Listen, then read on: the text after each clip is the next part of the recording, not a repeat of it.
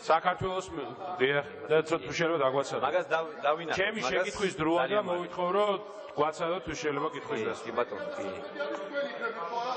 კარგი, ბატონო კაკო, მიკროფონის გარეშე მოიხმაურებთ გთხოვთ, ბატონი ვაშაძე გთხოვთ. მოგესალმებით. მართლაც მოვისმინეთ ქვეყნის პრემიერ-მინისტრის გამოსვლა, რომელიც საუბრობს სრულიად სხვა საქართველოზე და ეს საქართველოს სამწუხაროდ ბატონო ირაკი არ არის აქ. იმიტომ რომ ხალხი გრძნობს გაჭირვებას და თუ არ გწვენიათ, როცა ხმამაღლა საუბრობთ ქვეყანაში აღშენებლობის პროცესზე, მაშინ როცა ადამიანები კარგავენ სამუშაო ადგილებს, მაშინ როცა ადამიანებს აქვს ყოველდღიურად უფრო მეტი პრობლემა და მაშინ როცა ადამიანებს არ შეუძლიათ ელემენტარულად ლუკმა პური იყიდონ. პურის ყიდვის პრობლემაც კი აქვს და ეს აჩვენა ძალიან ბევრმა კომენტარმა, რომელიც გაკეთებული არის მოსახლეობის მხრიდან. თუ არ გწვენიათ ბატონო ირაკი, როცა გამოდიხართ და საუბრობთ ახალი აპარატურის შეძენაზე ჯანდაცვის სამინისტროში, როცა რამოდენიმე დღის წინ შუახევში ახალგაზრდა ბიჭი გარდაიცვალა მხოლოდ იმის გამო, რომ რეანიმობილი არ იყო რაიონში. თუ არ გწვენიათ ბატონო ირაკლი, როცა საუბრობ ლილოში არქივის გახსნაზე, იმ არქივის გახსნაზე, რომელიც პირადად მე გავხსენი და თქვენ ამბობთ, რომ თქვენ გახსენით ეს არქივი, ეს ტყუილია ბატონო ირაკლი. თუ არ გწვენიათ, როცა საუბრობ სოფლებში იუსტიციის სახლების გახსნაზე, სადაც 20 პროექტიაო გაკეთებული უკვე 20-დან 15 გახსნილი იყო და მათი უმრავლესობა პირადად ჩემს მიერ არის გახსნილი და აგერ ბატონო შეგიძლიათ ნახოთ ინფორმაციები და ნიუსები ამის შესახებ. თუ არ გწვენიათ, როცა საუბრობთ ლაზიკის პორტზე, რომელიც ვირტუალურ პროექტად აქციეთ თქვენ, რომელიც დღეს აშენებული იქნებოდა და გემებს მიიღებდა ზუსტად ლაზიკაში, რომელსაც უკვე 3 წელი, არა 2 წელი, თითქმის 3 წელი ამ პროექტებზე თქვენ საუბრობთ და არაფერი არ გაკეთებიათ. თუ არ გწვენიათ მოზიდულ ინვესტიციებზე, როცა საუბრობთ, როცა ამ ინვესტიციების აბსოლუტური უმრავლესობა მოზიდული არის 2012 წლის 1 ოქტომბრამდე და არც ერთი მსხვილი ახალი საინვესტიციო პროექტი არ დაგიწყიათ თქვენი პრემიერ-მინისტრობის დროს. თუ არ გწვენიათ, როცა ცრუობთ და საუბრობთ, რომ მხოლოდ რეგიონის პრობლემა არისო, ლარის კრიზისი, უკრაინაში მყარდება გრივნა, რუსეთში მყარდება რუბლი და საქართველოში ლარის კურსი ისევ და ისევ ეცემა ბატონო ირაკლი და ეს არის პრობლემა ამ ქვეყანაში. თუ არ გწვენიათ, როცა საუბრობთ ტურიზმის ციფრებზე, მაშინ როცა 2012 წელს 50%-ზე მეტი იყო ვიზიტორების ზრდა საქართველოში, გასულ წელს მხოლოდ და მხოლოდ 1.1% იყო. თქვენ გონიათ 2003 და 4 წლებში, მაშინ როცა გაუბედურებული იყო ქვეყანა, რომელიმე ტურისტი ჩამოვიდოდა საქართველოში, სასტუმროები არ არსებობდა ფაქტობრივად. თუ არ გწვენიათ, როცა გამოდიხართ და უტიფრათ მთელ საქართველოს, ატყუებთ, რომ თურმე ქვეყანაში კარგი მდგომარეობა. ერთხელ მაინც გაუწორეთ სიმართლეს თვალი და თქვით, რომ თქვენ არაფერი არ გაგიკეთებიათ გასული პერიოდის მანძილზე. კი, გააკეთეთ. აი ეგერ გაჩვენეთ აი ამ სურათს. აი ეს არის თქვენი იუსტიციის სამინისტროს მიერ შექმნილი ახალი ბრენდი. ყვარლის იუსტიციის ორმო. ყვარლის იუსტიციის ღრმული, რომ ლაგოდეხის ბოდიში. ლაგოდეხში მთელი მოსახლეობა სწორედ ამას ეძახის ამ ადგილს. ეს არის იუსტიციის სახლის მშენებლობა, რომელიც დაიწყო 2012 წლის 1 ოქტომბრამდე და რომელიც თქვენ თითიც კი არ დააკარეთ ამ ყველაფერს. არა მარტო ამას, მთელ საქართველოს. არ გწვენიათ, როცა საუბრობთ წყალტუბოს პროექტზე, სადაც პირადად მე არაერთხელ ვიყავი ჩემს თანაგუნდელებთან ერთად ჩასული და მოგიწოდებთ, რომ ეს პროექტი არ გაგეჩერებიათ, სადაც მართლაც ბევრი ტურისტი იქნებოდა ეხლა, მაგრამ სწორედ თქვენს გამო არც სასტუმროები გაეხსნა და არც ადამიანებს არანაირი შემოსავალი არ აქვს. და ბოლოს მინდა კონკრეტული კითხვა დაგისვათ. ბატონო ირაკლი, ჩვენ გვესმის, რომ თქვენ ძალიან ბევრს გვატყუებთ და ნამდვილად არ გწვენიათ და ნამდვილად არ აგაქვთ არანაირი, ასე ვთქვათ, ზღვარი ტყუილებში. მაგრამ იქნებ დაგვისახელოთ 3 მსხვილი საინვესტიციო პროექტი, რომელიც თქვენი უშუალოდ პრემიერ-მინისტრობის დროს საქართველოში დაიწყო. არა ის პროექტები, რომელიც 2012 წლის 1 ოქტომბრამდე დაიწყო. არა ვირტუალური პროექტები, რომელსაც რაღაც ფონდების მეშვეობით ლაპარაკობთ და ჯერ თითითიძე არ არის დაკარებული და ერთი აგური არ არის დადებული.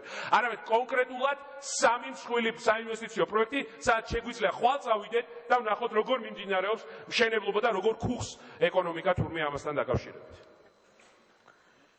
მადლობთ, ბატონო ირაკლი, უპასუხებთ. დიდი მადლობა მორიგი დემაგოგიისთვის. რა თქმა უნდა, ბატონო გიორგი. მე ძალიან მაინტერესებს თქვენ ოდესმე თუ დაინტერესებულ ხართ, როცა თქვენ იყავით თავრობის წევრი, თუ მოადგილე მინისტრის, თუ როგორ უჭირდა მოსახლეობას რეგიონებში. თქვენგან გასხვავებით დავდივართ სოფლებში და იმ სოფლის პროექტები სწორედ მაშინ არის დაწყებული. ნუ გააწყვეტიებთ ბატონ გიორგი, გთხოვთ. მაშინ არ გწვენოდათ, როცა პატიმრებს აწამებდით, აუპატიურებდით, კლავდით პირდაპირშილობით. ალბათ, ეგ არის. და მოსახლეობას ნაცარს აყრდით თვალებში, წლების განმავლობაში. მე არ ვაპირებ, რომ გაგიმეოროთ კიდევ ერთხელ ის შედეგები, რაც ჩვენ ვთავაზობ 2 წლის განმავლობაში მიაღწია. სამი არა, მის შემიძლია 30 დაგისახელოთ. რომ თქვენი ასე ვთქვათ, დემაგოგიური გამოსვლები რა თქმა უნდა, ყველასთვის არის კარგად ცნობილი, მე რა თქმა უნდა არ ვაპირებ, რომ გაგიმეოროთ ის კონკრეტულ ფაქტებზე დამოწმებული, დაგნობილი მონაცემები და შედეგები, რომელიც ჩვენმა მთავრობამ წარმოგიდგინათ ამ 2 წლის განმავლობაში. რა თქმა უნდა, არ ვაპირებ, რომ ავყვეთ თქვენს დემაგოგიას და გიპასუხოთ იმ აბსურდულ რაღაც ცილისამებრ ბრალდებებზე, რომელიც თქვენ აქ წარმოადგენთ, მე გეტყვით ერთს, რომ ჩვენს მიერ გაკეთებული საქმე არის ის საქმე, რომელიც ყველამ კარგად ნახა საქართველოში. ყველამ კარგად იცის მიდგომები, რომელიც ჩვენს მთავრობას აქვს. და ყველას კარგად ახსოვს, თქვენ როდის გწვენოდათ, როდის არ გწვენოდათ. ბატონო გიორგი. ჩვენ კარგად გვახსოვს. და მეც მაინტერესებს თქვენ რატომ არ გწვენიათ, როცა საუბარი არის იმდენ პრობლემებზე, რომელიც ჩვენ დაგვიტოვეთ, ჩვენს მთავრობას დაუტოვეთ. წლების განმავლობაში დაგროვილი პრობლემები რეგიონებში. რომელ წარმატებაზე მელაპარაკებთ, ძვირფასო მეგობრებო? მე თქვენ ჩამოგითვალეთ სფეროების მიხედვით. ჯანდაცვა, განათლება, კულტურა, სპორტი, ეკონომიკის მიმართულებით. რეალური შედეგები, კონკრეტული შედეგები. სამი არ ჭირდება 30 ჩამოგით, მაგრამ მე არ ვაპირებ თქვენს რაღაც პროვოკაციას სამოვეგო და დავიწყოთ თქვენი რაღაც 1, 2 და 3. მე არ ვაპირებ ჩამოგითვალოთ. მე შემიძლია წაგიყვანოთ თქვენ და გაჩვენოთ როდის ამოვიდე, მოვდივარ. გვაქვს. როდის ამოვიდე თქვენ? მოვდივართ, როცა მეტყვით, მაშინ მოვდივარ ამ პროექტების დასათვალიერებლად. მე გეტყვით, რომ არის ბატონ ოთარი დანიელიას ინიციატივა, თქვენ შეგიძლიათ ჩაჯდეთ. მედიატორში შეგიძლიათ ჩაჯდეთ და თავად დაათვალიეროთ საწარმოები, რომელიც ჩვენი მთავრობის დროს გაიხსნა.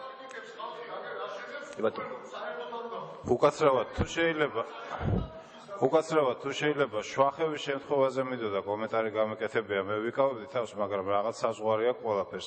შვახევის შემთხვევა გამოიწვია ემან, რომ არ ვიცი ახლა რამდენად არიან ამ დარბაზში 2010 წელს ლარად რო ჩამოვარიგეთ კლინიკები ნულოვანი ვალდებულებებით. ამით ისარგებლა ახლა მმართველ კომპანიამ და არ მინდა რომ ძალიან დეტალებში შეგიყვანოთ ახსნა გამარტებით, მაგრამ სამართლობაში რომ მიიყვანენ ადამიანს იქ რეანიმაბილიტი უნდა გადაიყვანონ ბათუმში, არამედ იქ ადგილზე უნდა გააკეთონ ამისი უზრუნველყოფა. ადამიანს აფლავზე ჯერ თუ შეიძლება მანქანა რო იყიდეთ, ერთი მანქანა მაინც არ ვიდა ეს კოლექტიური 200 მანქანა ვიყიდეთ, თუ შეიძლება დამასრულებიეთ, მე არ შემეშლია თქვენთვის ხელი. ეგ იმ ადამიანებს მოუყევით, სადაც შემთხვევა მოხდეს. ხელი და მაგროვეთ ერთი წუთით რა. ჩვენ უგვიხსნით ოჯახს ელაპარაკეთ მიზეზები და უხსენდროთ ერთით მაგროვეთ ერთი წუთით მაგროვეთ თუ შეიძლება დავამთავრო აზრი. აქ ცოტა გარკვეულები უნდა იყოს. რეანიმობილში არ ხდება დაჭრილების მკურნალობა. საავადმყოფოში მიიყვანეს იმ საავადმყოფოში, რომელიც ლარად გაეცით ნულოვანი ვალდებულებებით. დამასრულებიეთ თუ შეიძლება. ერთ-ერთი გამონაკლისი იყო მაშინ საჩხერის საავადმყოფო, რომელიც არ დაგითმეთ და 19 საავადმყოფო დავიბრუნეთ. ახლა რაიონული რო იგივე დღეში არ აღმოჩენილი, ასე რომ რაღაცა საზღვარი აქვს ყველაფერს ბატონებო და ქალბატონებო. მადლობთ. შეიძლება გავაკეთო კომენტარი. ბატონო ვაშაძე. ერთ